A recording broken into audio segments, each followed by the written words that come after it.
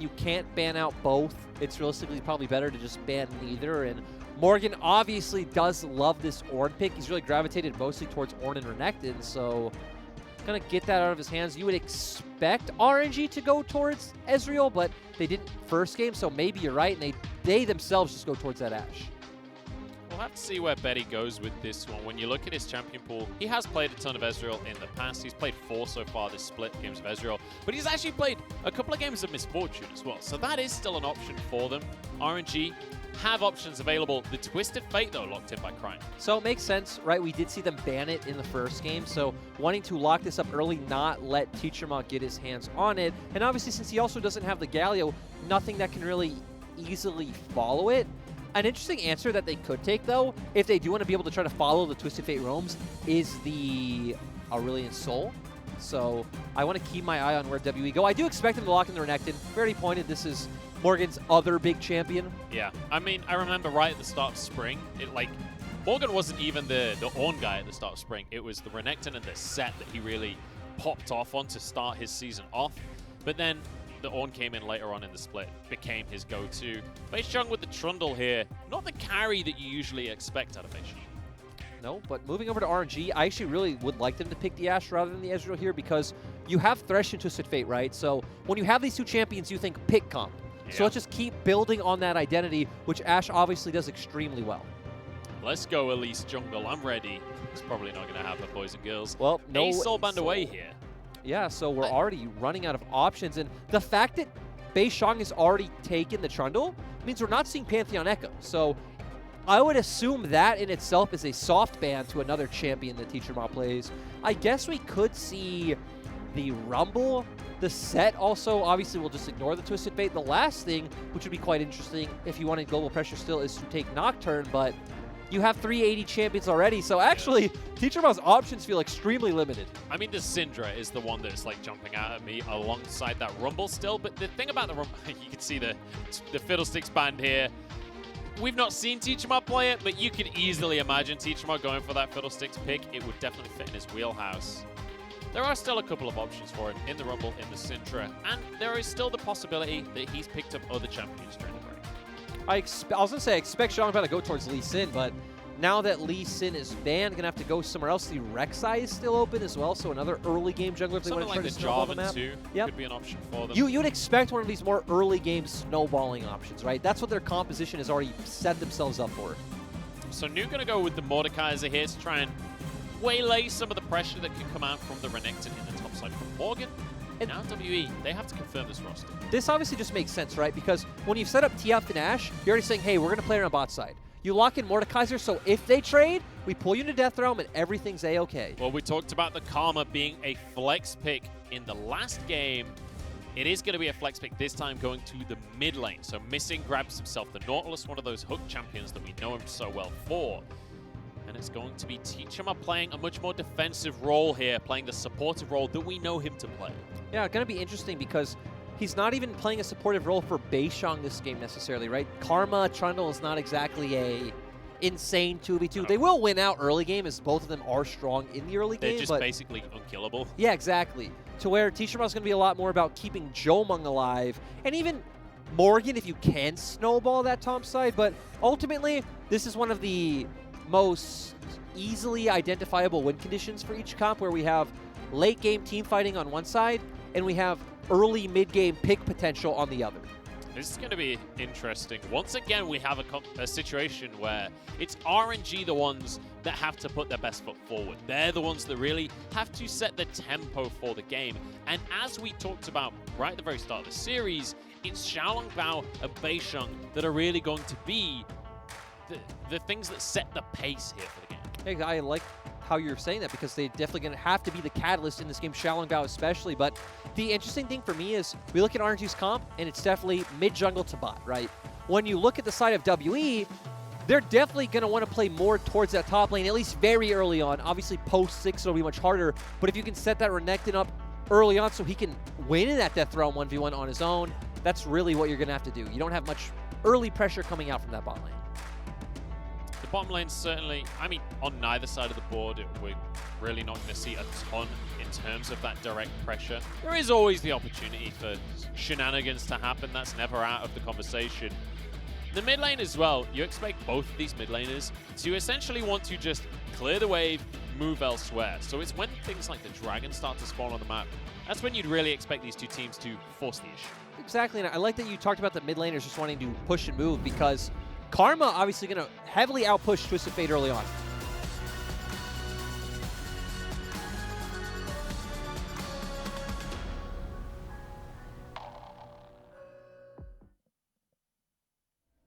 I'm scared, Larry. You know, the thing is, RNG's like players looked very menacing with that music. WE still looked like the same, like humble, little nice, like cute kids. Like, hey guys, let's go play some League of Legends. They're called the Star Guardians, I'll have you know. I like it. I like Friend Squad. The hero of the LPL, as some may say. I love it. Well, let's see what they've got, because, I mean, the Colonel likes RNG's composition. That is for sure. So I feel like you have an opportunity in the very early stages of the game if you're WE, because Karma definitely going to shove in Cryin. Twisted Fate not going to have a lot of opportunities until he can start picking up some item components and then start clearing out the waves with this Q. And we've already set up how you have this strong top lane Renekton that you can play towards. But once you hit level 6, everything to me looks RNG favored. You have this Mordekaiser that's going to be able to deal with any pressure topside, and W are going to have to try to match that 4v4 setup bot, but you have so much kill pressure from the Ashe and Thresh. You're going to have Cryde who's able to get there first, and sure, Teacherma might be able to follow once with TP, but after that, you can just make the repeat plays RNG. It does feel like we're seeing kind of a different version of RNG across the course of this series than what we're used to. And obviously, there's been a lot of bounce towards Teacherma, but there have been picks available that we've seen Teacherma pick in the past that could still play towards this style. And we've not really seen WE opt into it. No, this is strange. Even though we've set up that he does have a very Duinby-esque champion pool, him going towards the Karma, and it would have at least made more sense to me if we had a carry jungler, if we had a, whatever you want to say, a Kindred, a Graves, so on and so forth. But having the Trundle, and like we are all inning on Jomung. It's ride or die with Jomung right now, and not even just on Jomung, because Jomung doesn't get to choose how proactive RNG are with this comp early on in the game. If Cryin and Xiaolongbao just hard camp bot, especially once Betty has the Enchanted Crystal Arrow, not much Jomung by himself gets to do. No, he's got the cleanse every so often, and that's about the level of interaction he has in that play. He is on the Aphelios, so ultimately, if you're going to pick an AD carry to ride or die by, as you worded it, I'd say Aphelios is probably the correct one to do it with. Let's just see if WE can pull it off, because in the last game, they actually did a really good job of holding RNG during the mid-game and stopping that snowball from just rolling through. This is why I wonder if WE would want to try to cover a bot gank or dive, because if RNG mess it up once, comps like this, it's extremely hard to... Hang on, Cryan's in trouble in the mid lane. Instead, Root's going to come through onto Cryan. Beisheng there to follow up the damage. Ignite not existing there despite the spellbook. He was so patient with that flash, which is actually so good, because if there was a situation where he potentially wouldn't have had to use it, it would have been amazing, but Cryan holding on to the last second, gonna have to recall, but ultimately does have the TP to come back to lane. That was damn close. It's gonna be two summoners here for Cryan as he has to use the TP to get back into lane. He does have that spellbook, so he can change that up again. In fact, I don't even think he's gonna TP back to lane here. No, it doesn't look like he's actually going to need to. The fact that Teacherma went bot, used that scrying orb, meant he wasn't able to push the lane in time, so Cryan actually not gonna miss out on that many minions. Teacherma is going to be able to get himself a little bit of a CS lead, but ultimately Cryan should be able to close that gap a little bit. Beisheng coming in onto the Krugs here, but Xiaolongbao answers the situation, makes sure that there's no kind of early dive shenanigans available for this Trundle Renekton duo. Yep, and we would expect Trundle to win out in the 1v1 early on against the Jarvan. Of course, very strong, also does have the press the attack this game, so really good in those early 1v1 duels. Ultimately, gets some of the Krugs, backs off, and now it's going to be about where does he want to path, because his whole jungle is pretty much up. So whether he would want to go top to bot or bot to top will be interesting, but it does look like he's going to path towards the bot side.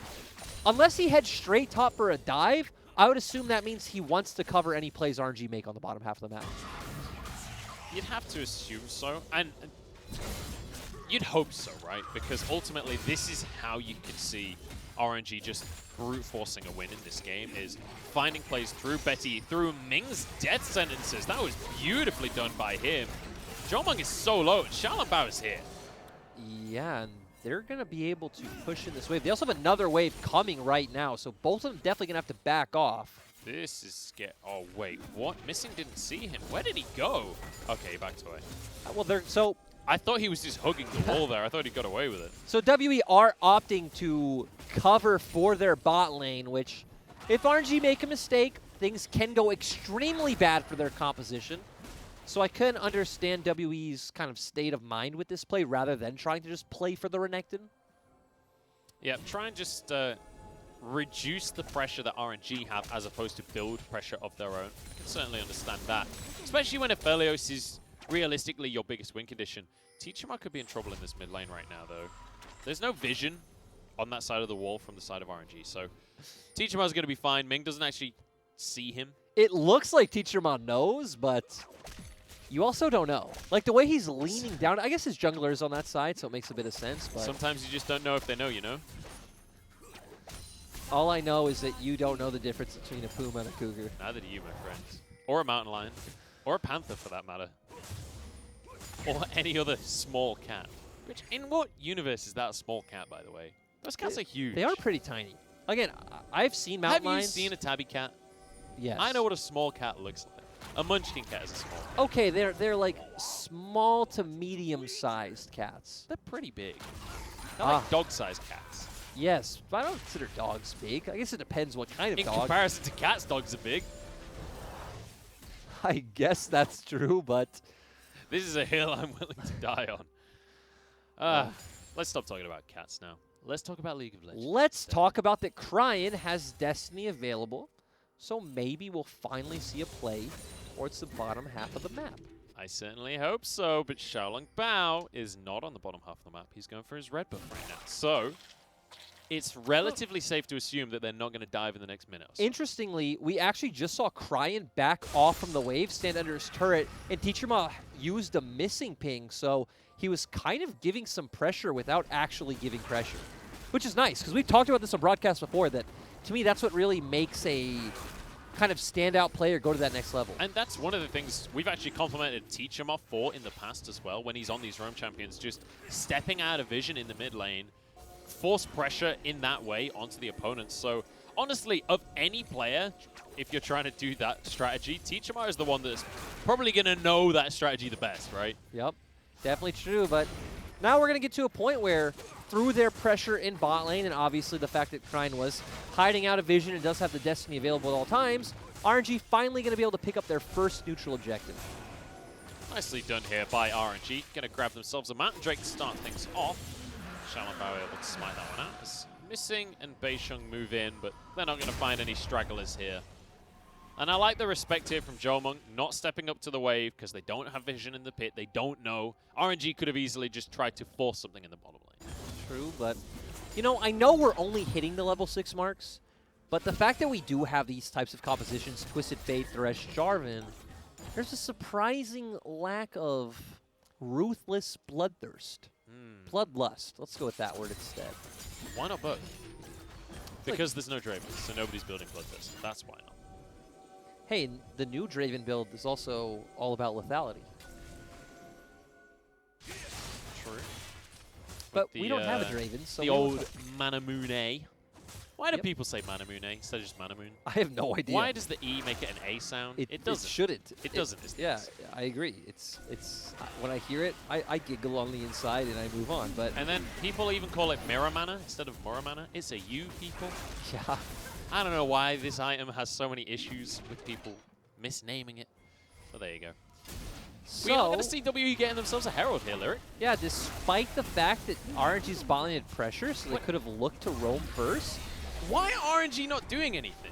In game number 1, they were super proactive. Game number 2 here, they have a super proactive composition. And they've fallen asleep. Yes, they have. It could be because of Morgan's topside pressure, but still, you could have been able to rotate your bot lane first, and you obviously have Cryan's ultimate to look for any sort of picks on the top half of the map, so RNG could have looked for some sort of play, and sure, Cryan might have to give up a wave in mid, but ultimately that's something we see in the LPL all the time, being willing to give up a wave in mid, maybe even half a plate or a plate to go get more elsewhere. Yeah, more than happy for many of our mid laners, especially, I mean, right, the world champion is famous for doing exactly that play to get his team advantages, so it's not that surprising to see here, but we're not going to be seeing that for now at least. RNG playing this so slow, and if you're a WE fan at home, this is exactly what you want. A super slow early game is the perfect situation for WE. Yep, we haven't exactly talked too in-depthly about WE's win conditions for the fact that we said this team just wants to take it slow. As long as RNG aren't able to make plays, you have this Karma Aphelios composition scaling up to the later stages of the game. The one scary thing for the side of WE is no matter how late in the game we get, New can always just bring that Aphelios into the Death Realm. So Jomung is going to have to pay the tax, going to have to get himself a QSS at some point, which will slow his build overall. So it does add a little bit of time to the scaling on WE. Yeah, and we're actually building up WE's playing slow and scaling, but instead of wanting to come into the bot lane, I guess it makes sense. The carry of their comp is the Aphelios. They have the Rift Herald, so there isn't a better champion for them to drop and get plate gold for. This doesn't feel like the kind of game that you want popcorn for right now, Lyric. This feels like the kind of game that you want strawberries and cream for. This feels like Wimbledon, where we're just politely watching the teams hit the ball back and forth, waiting for the next serve. Nice return there from Beisheng as he's going to face check into the brush, but Xiaolong Bao able to flag and drag away over the wall. This reference was way too UK for me. You guys know, you guys are really good at tennis in America. Jomung really good at flashing away from the play out of RNG. Oh! And here's the answer from WE. Get your popcorn, boys and girls. First blood to RNG. Betty, though, can't get away from this one. Beisheng answers. Xiaolong about to go down as well here as Morgan has found his way into the play. This is what we know him for. Mingle Fall as a double for missing. And New is going to be cut down by the Croc. And I honestly couldn't even follow what happened. We saw them secure the pick on Jomung when Xiaolong Bao jumped in, but somehow Betty dies on the top side of the fight to Beisheng, and then the rest of WE just able to run forward and secure more kills. And now they're going to grab themselves a tower as well. Well, I said that this was a slow game. I said this is like tennis. This is gone real quick into an absolute brawl. This is going to be first tower going the way of WE, as well as 4 kills, and now a 3,000 gold lead. And okay, so let's actually take a step back, see what happens. So we see the Enchanted Crystal Arrow come out. We know Cryan coming in with the gold card. They aren't able to secure it. Ming flashing as well. Xiaolong Bao's going to secure the kill here, but I want to see what happens up on the top half of the fight. This great ult coming in from missing. Betty flashing over the wall right into Beisheng. And then the rest of WE's members on the bottom half of the fight just running forward. Morgan getting pulled into the Death Realm by New, but guess what? New able to actually win out in that 1v1, just then wait out the Death Realm, and then New dying. Yeah, I mean, New pulls Morgan into the Death Realm and then realizes that he's just challenged Renekton to a 1v1 early on in the game. That ain't the play. That is not how you win this fight right here. 3,000 gold lead for WE, and that means that they're able to quite happily just start this Drake up with no contest from RNG. And now things actually get really hard for RNG. You're running this Twisted Fate Jarvan composition, so very strong in the early mid stages of the game. Twisted Fate also feels pretty useless when you fall behind because you actually don't really generate any pressure in a side lane, so it's going to be hard to create a numbers advantage. And ultimately, this comp with the Aphelios, also with the Trundle Karma as well, going to get time and get more gold and items onto the Aphelios.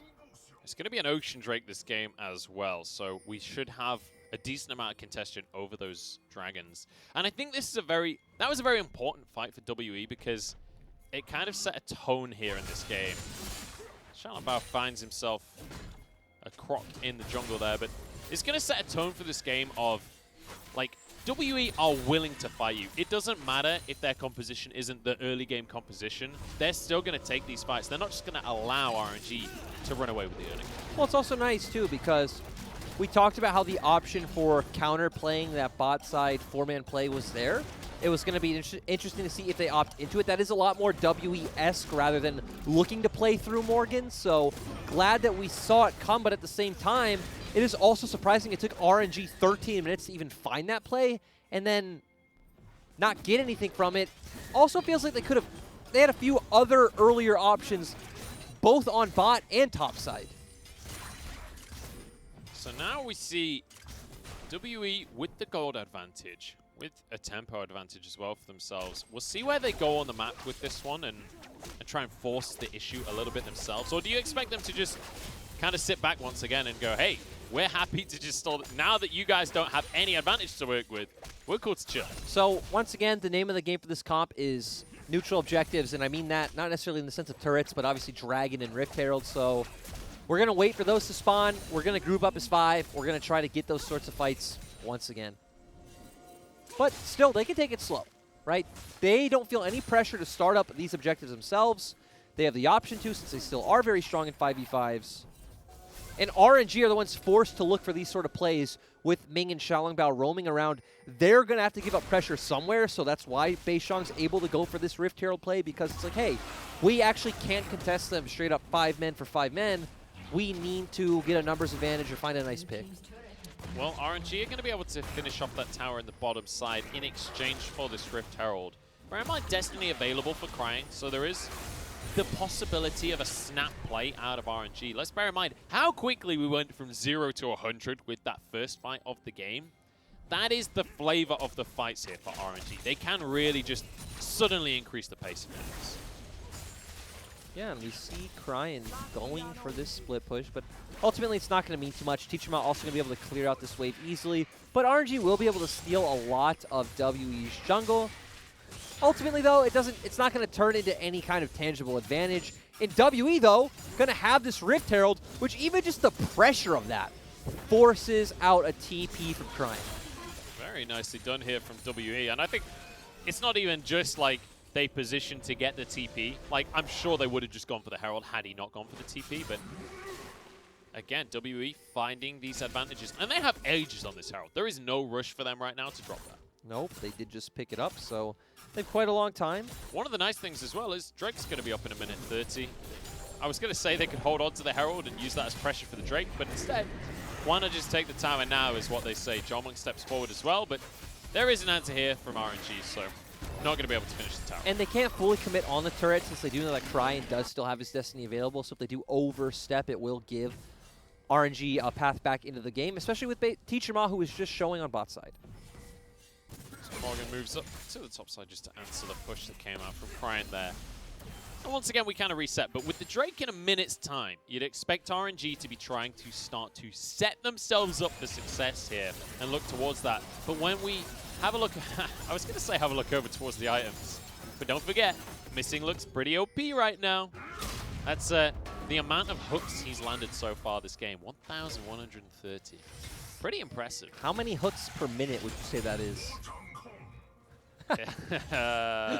Quite a few. Exposed, but Exposed. yeah, this You've always claimed that your mental arithmetic was exceptional, Munchables. this Dragon's gonna come up. WE have a very easy way of getting this. They just group up as 5, which actually don't even need to as 5 since RNG aren't contesting. Group up as 4 on mid-wave, push that out. We've said that they want to go for these sorts of 5v5 team fights, and they should be able to take this. RNG probably going to have to give that and just look to let, not Xiaolongbao, Crying get the turret on top side and get some more gold in his pocket. That's what they're going to hope to do here. He's already got that Rod of Ages, looking for a Lich Bane as the second item.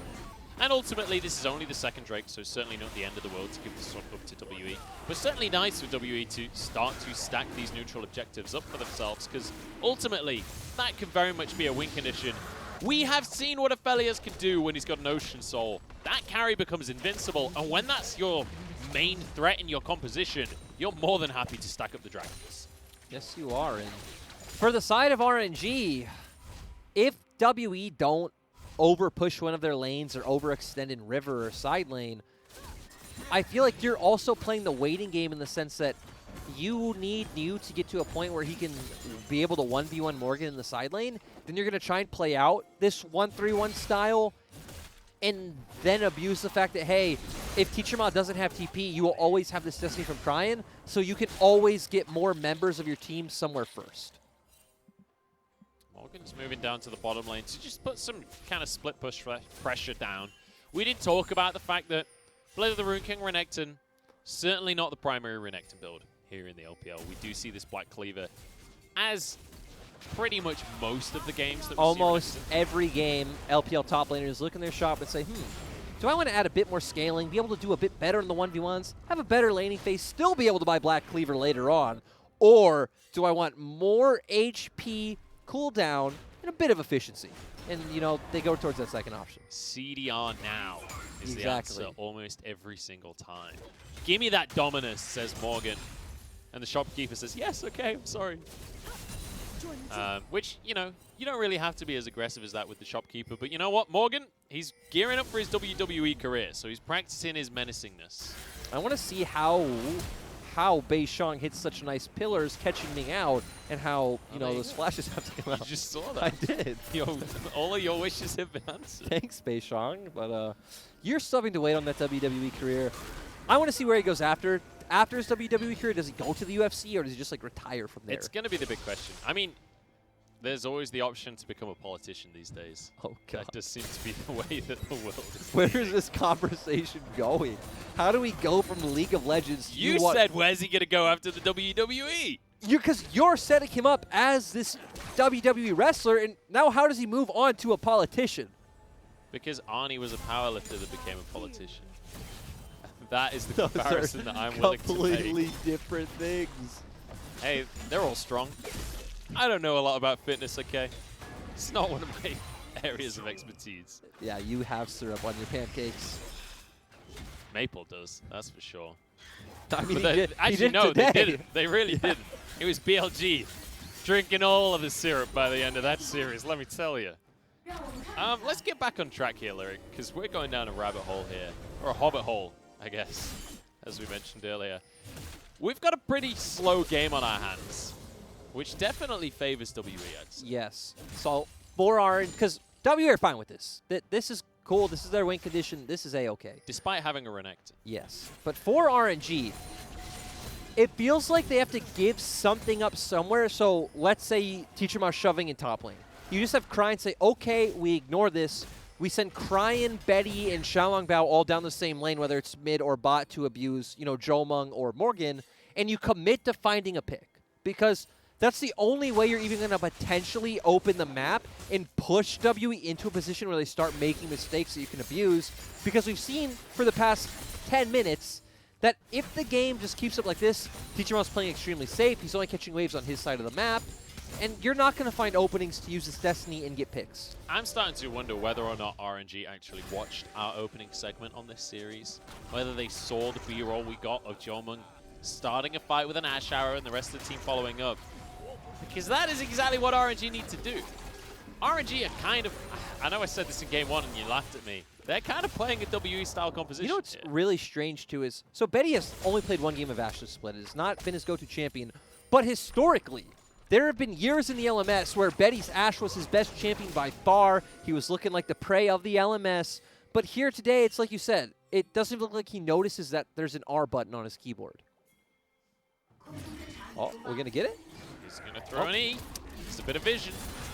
And then he's going to back away. We nearly saw it. Instead, what we're going to see is WE walking forward to grabbing themselves a tower with absolutely no contestation whatsoever from RNG. Beishang even confident enough to just step into the jungle of RNG there. There's Dragon now spawning in 10 seconds time, and WE the ones in position to try and capitalize as Cryin pushing up towards the top side. So, the option we just laid out for RNG is like the proactive option of how to try to get back in the game now. The less convincing one that I think would be harder to execute is, we talked about waiting for a point to where New will start being able to win that 1v1 against Renekton, which I actually don't think will be for another maybe 2 items. And then you can try to pull WE across the map because you'll be able to have pressure in 2 side lanes and then try to collapse on like a central target in mid lane. But you're also giving WE time to scale. So... And if that central target is Aphelios, he will just kill all of you. And if Morgan and Teacherma both have teleports up, you then have to like reset and make that play once again with like just Destiny. So that takes a lot of time. That sounds very hard to execute. All right. So let's look at the other side of the board then, because we talked about how WE want to scale, obviously. We've talked about that, obviously, they have an FLS, they have a Karma, team fights look good, but how do they actually set up to win this game against the composition of RNG once we get to that late stage? But they're already doing it, right? We just keep seeing you wait for the neutral, so you wait for Dragon, you go to Dragon. We're going to get to the point where they're either going to get 2 Ocean Soul next, and then you just take the Baron for free, or RNG has to fight you, then obviously you close from there, or... I mean, actually, I just laid out both options. That's it. Yeah, that's, there are no other options beyond that for RNG. Exactly. So their way of closing out the game is just doing it until RNG have to fight them. RNG can't ignore them forever. This is Season 10. We have Souls. We have Elder Drakes. You just can't ignore everyone forever. I like to think I had a Soul long before Season 10, but you know what? Are you sure? I don't make that much jazz music, so I could be wrong on that one. We are going to see, I was about to say we're going to see the Drake spawning because everyone's positioning for it, but Drake's not up for the 3.5 minutes, so we're just going to see some wards being Ryan. So they're going for full-on split push, which actually we haven't seen Cryan take the secondary rune. What's the name? The one where you chunk turrets? Demolish? There we go. Thank you very much. He didn't take Demolish, so he's actually not burning through turrets all that quickly. He's going to zip away on his cards, though. Think about it. He just TP'd top. I guess he did secure a turret, but then had to ult away. He just wasted 2 summoners for nothing. Not summoners, but 1 summoner with key ability. Yeah. And this is what their whole comp is like built around, right? Is this global pressure from the Twisted Fate? He probably needs to go bot side now. Swap new up towards the top side instead. I guess for now it doesn't matter too much since no Drake for 2.5 minutes, but... I'd love to see WE just kind of threaten the Baron. Not me. Question mark? Why do you want them to... Because they've got Aphelios. That's what he does. Look, they've got 1 patch left to do it. We could have no days left on 10-12. As someone... Abuse it while you can. As someone who's a fan of WE, you should want them to go for the clear-cut secured victory in stacking up these dragons. Why do you want them to gamble it to Xiaolong Bao EQs in, smites, gets a Baron, and then RNG win? When you word it like that, Lyric, I feel like an idiot. But you know what? I just want to see someone do something in this game. Who did that happen with in our last casting series, like the other day? Who threw a game with a Baron steal? Was it LNG, Vici? I can't remember what our other series was. It wasn't it the LNG game where they had Ocean Soul? No. It happened in the Vici series as well. Oh, I can't remember. Not sure which one you're referencing. I'm not gonna It happens too often here in the LPL where I just wish Betty would press R. That was a perfect situation, right? Trundle's alone. You know he's there. Your whole team's there. Why not just kill him? You got a Thresh to follow it up. You didn't even pull him into the death throw. They do have a lack of vision, so I can see where they're hesitant, but... you can just press E first, and then press R. True. And this game... I don't want to claim to be some kind of Ashe expert here, but she actually has 4 abilities, and all of them are accessible. Are you sure? I'm just saying, man. I only know about the game from what I see in LPL, and I don't see 4 Ashe abilities here. That's true. We have seen 2 so far. And I'm hoping. You know what's crazy to me, though, is we set up for this comp. Jarvan, Thresh, Ashe, Twisted Fate. So it shows that they have a very clear-cut understanding. I would say you've described how they're playing it accidentally there. I would. It was subconscious of me knowing how this game's going. But, so it shows the coaching staff, at least, whoever drafted this comp. All right, we've got a fight on our hands. Who's the target? WE Yes, wants to start this one off. Missing is in a 1v1 that he doesn't want, but you can't commit to it. Well, that was something. Right. WE the ones to pull the trigger, though. Hey, but it's meant to be the other way around. At the same time, you just got 2 ultimates from RNG, and now, so now New can't even pull Bei Shang in the Death Realm and like Xiaolong Bao secure Dragon. There's no Destiny. Nope. And Ocean Soul is on the map right now. Hey, Morgan Ashe goes ult. golden. He's going to be able to flash away over the wall here. Bei Shang just wants Dragon. He doesn't want to fight right now, but it turns out they've got one anyway. Keep your eyes on Jolmung. He is the carry for WE as they go straight into this one.